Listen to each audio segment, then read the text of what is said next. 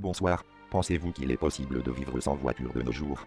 En effet, il y a actuellement environ 40 millions de voitures immatriculées en France en ce moment. Ces voitures ont beaucoup évolué depuis leur création. Les constructeurs pensent que l'on pourrait avoir des voitures autonomes dans le futur. Ils auraient un contrôle total sur nous. Déjà maintenant, la voiture nous surveille. Les systèmes anti-fatigue, les voitures à commande vocale et les cartes qui remplacent les clés, nous regardent, nous entendent et nous localisent respectivement.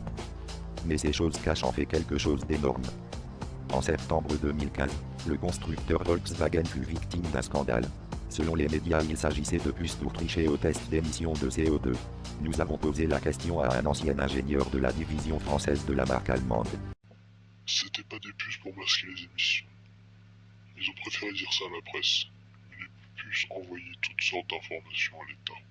En effet, ces puces étaient un prototype de système de surveillance à l'échelle mondiale.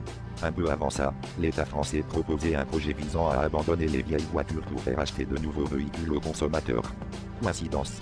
Probablement pas. De plus, à ce moment, le président de la République François Hollande effectuait régulièrement des trajets dans Paris en scooter.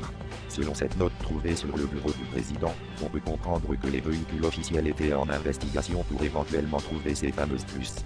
Les médias ont pensé qu'il allait voir sa maîtresse, mais en réalité c'était une couverture pour des réunions secrètes au sommet. Les voitures seraient donc un outil d'espionnage, et bientôt d'élimination.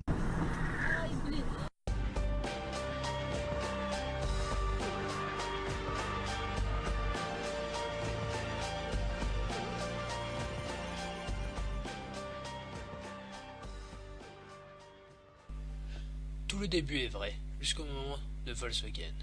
Les puces existent bel et bien, mais juste pour masquer les émissions. Nous avons créé le témoignage avec ma voix, pour plus de réalisme. Et pour Hollande, il prenait son scooter, juste car les deux roues sont beaucoup plus pratiques à Paris. L'homme, dans la voiture, n'a rien,